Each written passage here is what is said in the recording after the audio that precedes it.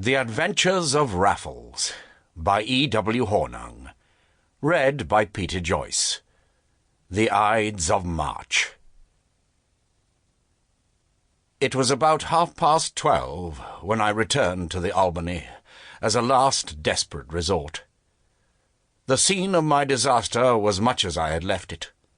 The baccarat counters still strewed the table, with the empty glasses and the loaded ashtrays.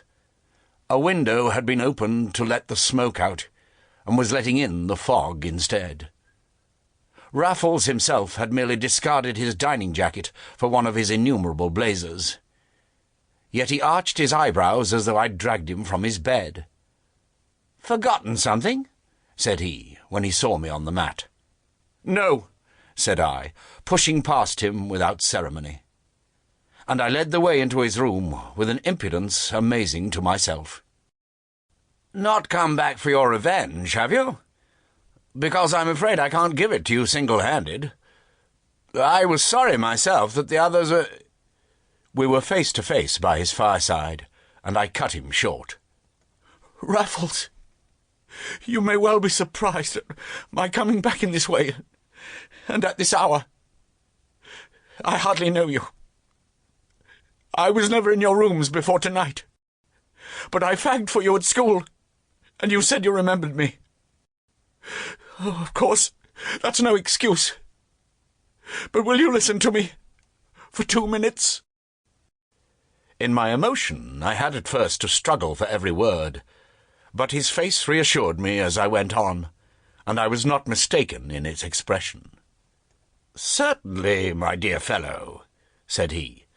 "As many minutes as you like. Have a Sullivan and sit down." And he handed me his silver cigarette case. "No," said I, finding a full voice as I shook my head. "No, I won't smoke, and I won't sit down, thank you. Nor will you ask me to, either, when you've heard what I have to say." "Really?" said he, lighting his own cigarette with one clear blue eye upon me. "How do you know?" "Because you'll probably show me the door," I cried bitterly, "and you'll be justified in doing it. But it's no good beating about the bush.